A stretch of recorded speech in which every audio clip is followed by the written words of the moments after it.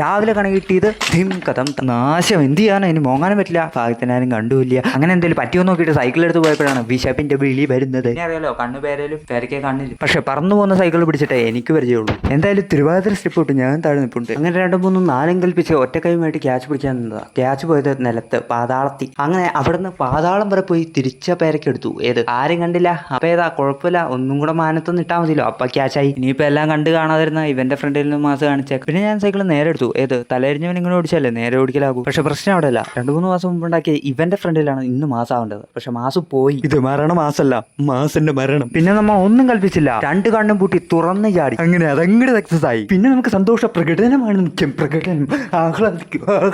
അങ്ങനെ ആഹ്ലാദിച്ച് ഞാൻ ആദ്യമായിട്ട് ഇങ്ങനെയൊക്കെ കോമ്പറ്റീഷൻ സ്റ്റാൻഡ് ചെയ്തു. അങ്ങനെ ഞാൻ ആ മരിച്ച മാസനെ തിരിച്ചു കൊണ്ടുവന്നു. അങ്ങനെ ഇന്നത്തെ പ്രാക്ടീസ് കഴിഞ്ഞല്ലോ എന്നാലോചിച്ച് തിരിച്ചു വന്നപ്പോഴാണ് ഈ ഒരു കുട്ടനെ ഞാൻ കാണുന്നത്. അങ്ങനെ ഞാൻ തിരിച്ചു പിടിച്ച മാസിന്റെ ചേട്ടനെ അവരെ തിരിച്ചു പിടിച്ചു. കണ്ടില്ലേ എങ്ങനെയുണ്ട് നമ്മൾ പൊളിച്ചില്ലേ.